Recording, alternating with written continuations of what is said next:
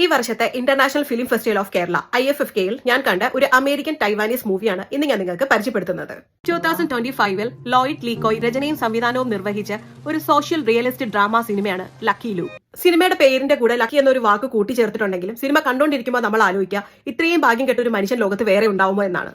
ടൈവാനിൽ നിന്ന് വന്ന് ന്യൂയോർക്ക് സിറ്റിയിൽ ഒരു ഇമിഗ്രന്റായി ജീവിക്കുന്ന ലു എന്ന ചെറുപ്പക്കാരന്റെ കഥയാണ് സിനിമ നമുക്ക് മുന്നിൽ പറയുന്നത്.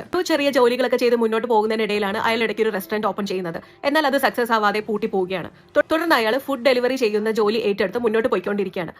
അങ്ങനെ മുന്നോട്ട് പോകെ തന്റെ ഭാര്യനെയും കുട്ടീനെയും ന്യൂയോർക്കിലേക്ക് കൊണ്ടുവരാനുള്ള സാഹചര്യങ്ങളായെന്ന് മനസ്സിലായി 5 വർഷത്തിന് ശേഷം ഇതിനു വേണ്ടി ലു തയ്യാറാവുകയാണ്. അങ്ങനെ ഈ ഭാര്യയും കുട്ടിയും അവിടുന്ന് ഫ്ലൈറ്റ് ഒക്കെ കയറുന്ന സമയത്താണ് ഈ ഫുഡ് ഡെലിവറിക്ക് വേണ്ടി ഇയാൾ ഉപയോഗിക്കുന്ന ഇയാളുടെ ബൈസൈക്കിൾ ആരോ കട്ടുകൊണ്ട് പോകുന്നത്.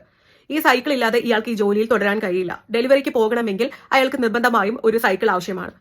അതുപോലെ ഭാര്യയും കുട്ടിയെയും കൂട്ടി ഒരുമിച്ച് താമസിക്കാൻ വേണ്ടി ഒരു അപ്പാർട്ട്മെന്റും ലു തയ്യാറാക്കുന്നുണ്ട്.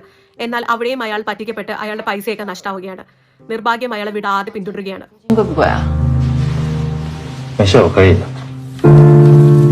ഭാര്യയും കുട്ടിയും ന്യൂയോർക്കിൽ വന്ന ദിവസവും അതിന്റെ തൊട്ടടുത്ത ദിവസവും ലു എങ്ങനെയാണ് തന്റെ ജോലി നഷ്ടപ്പെടാതിരിക്കാൻ വേണ്ടി കിടന്ന് കഷ്ടപ്പെടുന്നതെന്ന് കാണിച്ചുകൊണ്ടും അപ്പാർട്ട്മെന്റ് കൈവിട്ട് പോകാതിരിക്കാൻ ആ ചതിയിൽ നിന്ന് രക്ഷപ്പെടാൻ വേണ്ടിയും ലു എന്തൊക്കെയാണ് പരിശ്രമിക്കുന്നതെന്ന് കാണിച്ചുകൊണ്ടുള്ള 48 മണിക്കൂറുള്ള ഒരു കയോസ്, ആ ഒരു സ്പൈറലിലാണ് സിനിമ മുന്നോട്ട് പോകുന്നത്.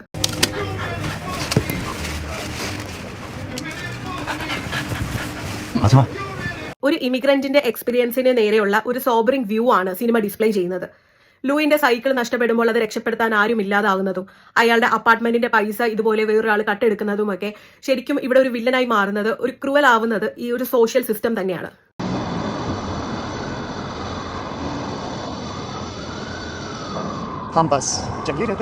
ഒരുപാട് ആളുകൾ ഈ സിനിമയെ ക്ലാസിക് സിനിമയായ ദ ബൈസൈക്കിൾ തീവ്സുമായിട്ട് താരതമ്യം ചെയ്യുന്നുണ്ട്.